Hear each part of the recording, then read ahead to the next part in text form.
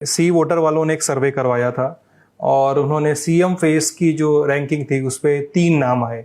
वरीयता क्रम में कहें सबसे ऊपर तेजस्वी, नीतीश जो थे वो तीसरे नंबर पे थे और प्रशांत किशोर दूसरे नंबर पे थे।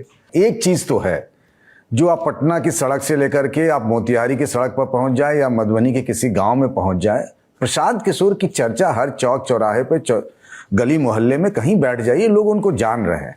जो शुरुआत में उनके बारे में कहा जाता है कि टिकेंगे नहीं, चले जाएंगे, तो जो चंपारण की भितियरवा से उन्होंने अपनी शुरुआत की, अब लगातार 3 साल तक खुद ही कहते हैं कि 5000 गांवों में हमने पदयात्रा की है, लगातार डटे हुए। एक तीसरी ताकत बनते हुए दिख रहे हैं, नजर आ रहे हैं चर्चा के आधार पर। चूंकि अभी तक उनकी कोई परीक्षा नहीं हुई है, कोई चुनाव नहीं लड़ा जन स्वराज पार्टी में, तो हम ये भी नहीं कह सकते कि क्या होगा नहीं होगा।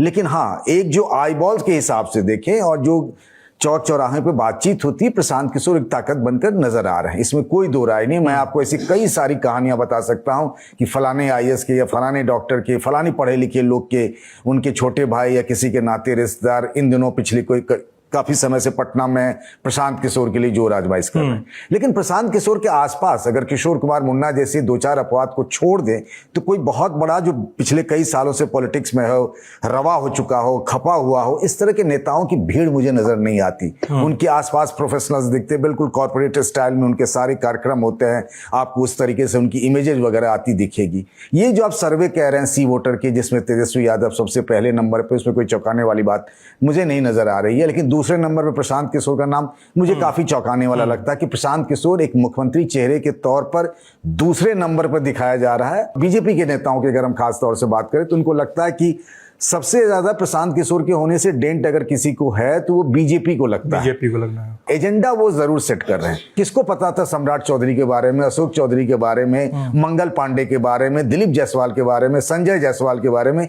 ये काम तो आरजेडी और कांग्रेस का भी होना चाहिए था, लेकिन उधर से तो कोई ऐसी बात ही नहीं आई। ये सारे मुद्दे जितने भी हैं, पलायन से लेकर जिस मजबूती से हाल फिलहाल के दिनों में प्रशांत ने उठाया है, वो तो उनकी पार्टी और उनके नाम की चर्चा तो है।